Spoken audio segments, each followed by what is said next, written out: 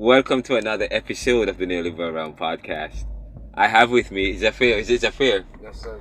Zahfir, how are you? Zahfir is a young guy, a cool dude, and we hope to continue with the connection. But I'm doing a particular series, and we're probably going to have some other time to talk about other things. But Indeed. But I'm doing random. I'm meeting people randomly in Philadelphia, and you just said something about not many people in your household talk about politics growing up, and right and. Do you know that the mayor's race is coming up in Philadelphia? Yes. Now how aware are you how aware are you about the mayoral race on May 16th, and in terms of who the candidates are you going to vote, and so on and so forth, and what's your hot button issue? So what's funny is this, is that I didn't know nothing about the election until I seen a post on social media. Okay. So that was quite strange to me. Yeah. For my own self to realize that, how did I didn't know that Yeah. about to run for a new mayor? Yeah. And then I don't even know who's running. I don't know anything about their background, anything like that. Yeah. It's kind of a problem. It's kind of a problem.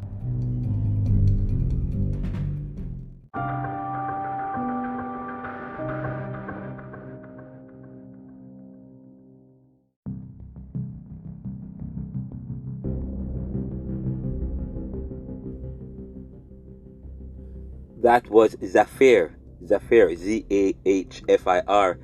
Zahfir, a 26-year-old young man I spoke with earlier today, and it was quite powerful. It was quite deep, and we think that young people and young men aren't deep, but they are deep. And this is the interview and the rap session I had with Zahfir. I began by talking with him about, as I was rapping with him, and then I realized that the conversation was becoming so deep. I said I have to have some more conversation with him and do a podcast, and he agreed. And the podcast has about 4 or 5 segments. It's 8 minutes, but I broke it up in about 4 or 5 segments, and you just hear an excerpt of the opening of the conversation I had with him, asking him about how aware he is about the mayoral elections and what his hot button issue. But it went beyond that. It was powerful. You've got to listen to it. Listen. When I asked him about the election, he said, it's funny that I asked him that because he didn't know about the elections and the candidates. He only knew about it he knew that there was an election coming up, a mayor's race in Philadelphia, but he saw it in a social media ad. And then he said that it's funny that because he said that I didn't know much about the elections. And he said that he said that in his household there's not much discussions or conversations about politics growing up. And in many African American communities, many communities, it's as if the parents don't know, and the teachers and the adults don't know how to reach and to connect with young people. They don't know how to connect with young people in terms of having a conversation and exposing them to politics and to local government and so on. But that was powerful. But he said that, but he wants to have the conversation. But there's a way we facilitate the conversation. Okay, he wants to have that conversation. And young men seem to have deep discussions in groups or in smaller groups. And there's a way it's quite powerful. But the second point I want to lift up from the conversation I had with him, I asked him, okay, fine. If you were to, what is your hot button issue, or what is it that you want the candidates, the mayor, what should the mayoral candidates address? I've had 3 or 4 conversations on this podcast with different people in Philadelphia, and they've said many things, from the opioid crisis in Kensington to gun violence and to poverty or relative deprivation. But here is this young man. This young man says self-awareness. Self-awareness is part of the problem. He says, before we can change the conditions of people, they must first change themselves, or their self-awareness. People's self-awareness have to improve. People's consciousness. In fact, it says he said that it's people's consciousness. People's consciousness needs to be improved first before you can start tackling any other thing. Because when I talk about gun violence, you want to mitigate or you want to minimize the gun violence or the rate of rising gun violence in this country or anywhere in the world. Of course, I said to people, the issue of gun violence is an issue of human nature, the human condition. And he talks about that you have to change the human condition, you have to change the consciousness, you have to change people's self-awareness. Quite powerful, a young 26-year-old young man. And he said that is what the leaders and the candidates should address. I talk about facilitating critical thinking, which is lacking. I shared a story of the conversation is powerful. You're gonna hear what he taught, and he said something quite powerful. He said I read a book called The Atomic Condition. The Atomic Condition. And he said that in the book, and he said that in the book he read where that in order for us, the atomic condition has to do with becoming the identity that you want. In order for you to become the identity that you want, you have to facilitate the habit. The habit. And I'm trying to find, I made a note of this somewhere, and I'm trying to find it. Is this the note? Let me see if I... but he says, the book, The Atomic Condition, in order for you to become what you want, you have to develop the habit. So if you want to be a great father, then there's something you have to do to be a great father. A great mother, you have to do something to be a great mother. And he was steering the conversation towards something. In order for us to have an improved Philadelphia, an improved city, then we have to facilitate and develop the kind of habit. But then what does that look like is the problem. How do we facilitate a habit? That we're going to have some more conversation with this young man. But listen to the interview I had with him. Listen to the interview. Quite powerful, quite profound. We are going to have the introduction music. And then right after the introduction music, we get right back into the short rap session with this young man.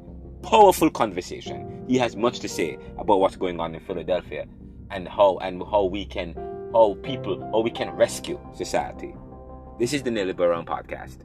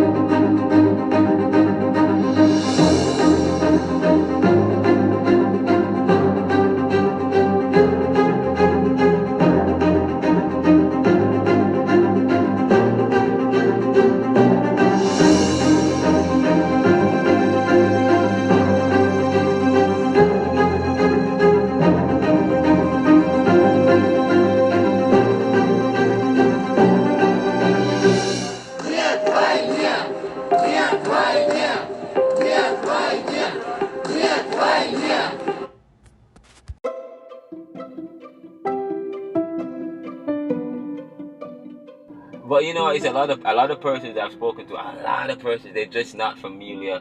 That people are still not very familiar with who the candidates are.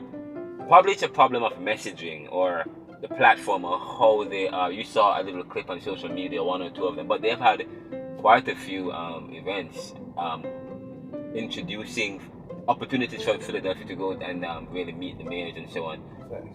But I think what they need to do is continue to bombard the media with opportunities to meet with the mayors and have engagements and so on.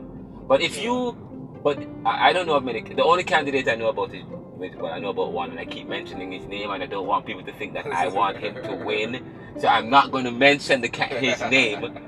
But I'm very familiar with him because for some reason, every time I'm on TV, they're talking about this one guy. Even ads that are anti this guy. It's this guy, and then and these ad people are kind of weird. If you're going to promoting yourself, why are you going to first talk about the person you don't want us to vote for? By that time, I click already because people don't like watching ads. Sure. But what's your hot button issue if you were to think about what do you want the mayors to address, the mayoral candidates to address? Or what's going on in Philadelphia that you want them to know that they should address? Self-awareness.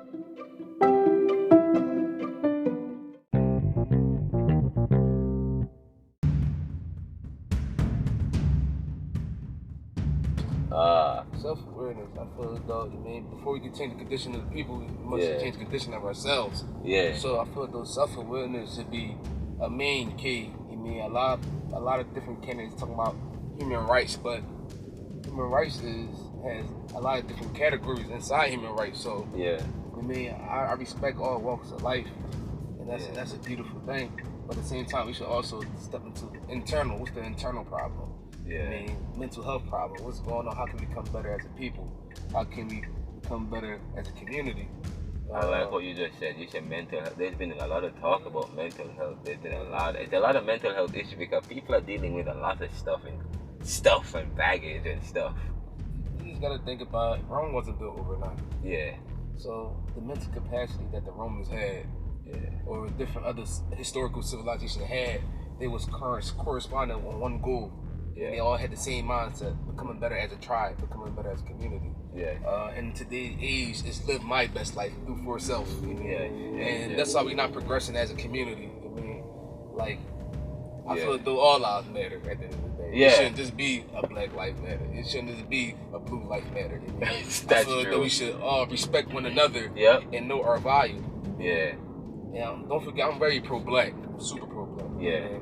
But at the same time, I feel as though once we respect ourselves, we start to respect other people.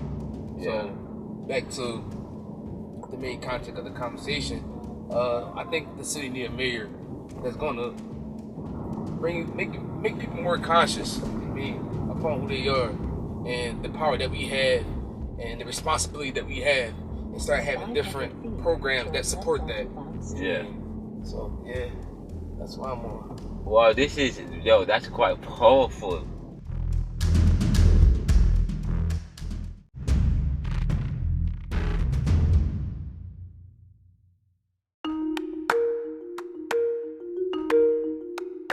Self-awareness. I'm a big proponent or fan of critical thinking. I said, say for example, the other day I said, as soon as there's a killing, they said, oh, put restrictions on the gun. I said, the gun is not the problem. It is human beings. It's human. When you study human nature, human beings are very creative. Okay, it is human nature the human nature and human conscience that you have to deal with if you want to curb gun violence, because if you don't, you put restrictions, they're going to still find a way to get guns. And whether or not the gun is legal or illegal, or whether or not people shouldn't have one gun. The fact of the matter is that there's gun violence and people are dying to gun violence in droves. Part of the problem is relative deprivation. Part of the problem is bad parenting. Part of the problem is lack of critical thinking. Like last night, I was at the gas station. I thought this guy was going to kill me. I'm being honest. And I was nervous. I was so nervous. I went to the gas station and I'm driving the Tesla. Okay, Tesla. I mean, I love driving the Tesla, right? Oh, I think I should have made a left here. I think I should have made a left here. I love driving the Tesla, and I am driving. So I came into the gas station aggressively, right? He was mad. He was flexing on him. So the guy came into the store of the gas station. He was mad. His hand was mad and his face screwed up and all, looking at me like acting all weird with his hand in his hoodie as if he had a gun. And I'm like, oh my God, what's going on now? This guy's all crazy. He came at me as if, yo, why you came up in here like that, huh? What do you think this is? You flashing out keys. So I took my keys out to show. I took my keys out. I was trying to get my car. And I'm like, oh, and he jumped. I'm like, yo, you flashing out keys like you got something. What you trying to do, yo? You trying to do? I'm like, oh, no. Sorry, bro. Sorry. I was like, no, bro. I apologize. No, don't. I am cool. I am just chilling, a regular dude. I'm just trying to go buy something here and enjoying my car. What's going on? And he's like, what are you talking about? Yo. I'm like, okay. I stepped outside. It's funny because you say that. He was getting inflamed to the point where he was ready to fight. What you say is funny.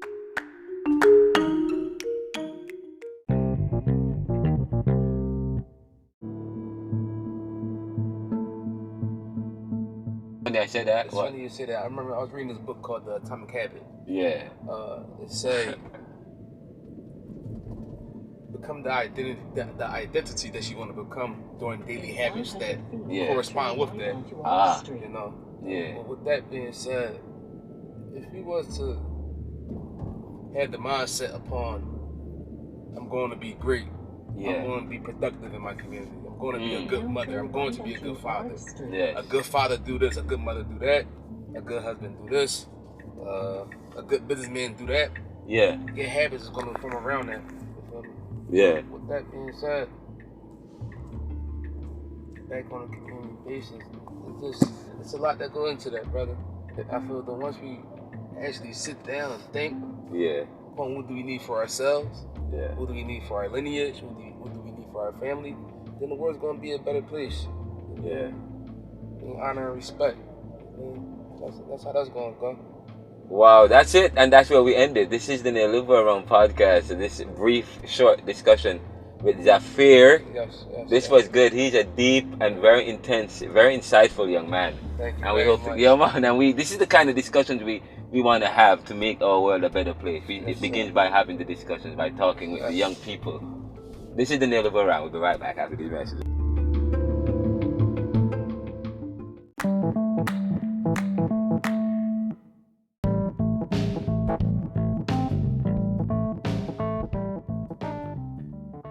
Thank you for listening to another episode of the Neoliberal podcast.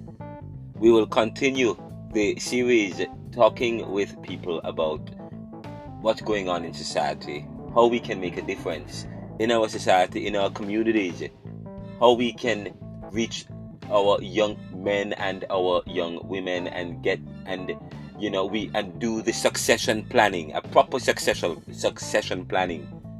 Get them involved in the discussions. Get them involved in heavy stuff. Okay, they are interested, but we have to find a way to do it. We have to be more creative. We have to be creative. A powerful conversation, and I'm looking forward to some more conversations. I will have as I traverse Philadelphia and the world, and of course I will continue. I will have another opportunity to talk with this powerful, erudite, and insightful young man, Zahfir. This is the Neoliberal podcast. Please support us by sharing the show with your friend, and subscribing. Subscribe for free. It's free to subscribe, but just don't forget to donate to us by going to anchor.fm/theneoliberal/support. We are available at theneoliberal.com and Renaldo McKenzie.com. Websites are down, but they will be up soon. Get your copy of Neoliberalism, Globalization, Income Inequality, Poverty and Resistance, which is available on Barnes & Noble, Amazon, Kobo, so on and so forth. And we at the Neoliberal Corporation will be expanding our capabilities so that we will be able to ship globally through our eBay partners. Not only can you get books of it through Ingram, but you can also get the book at the Neoliberal Corporation and through our various partners. The book Neoliberal Globalization Reconsidered, Neo-Capitalism and the Death of Nations.